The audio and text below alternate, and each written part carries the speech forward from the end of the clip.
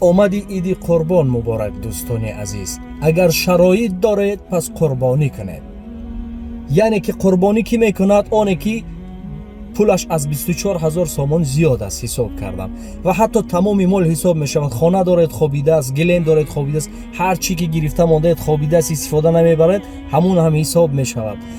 با قربانی کردن و قربانی دادن مال شما کم نمی شود دوستان، برعکس زیاد می شود، افزون می شود. چگونه زیاد می شود؟ اگر سوال باشد، یعنی که شما به خاطر همان پروردگاری که شما را اینقدر چیزها داد قربانی میکنید، چیزی را به خاطر او، و همون مال شما را حفظ میکند، تجارت شما را در آینده حفظ میکند.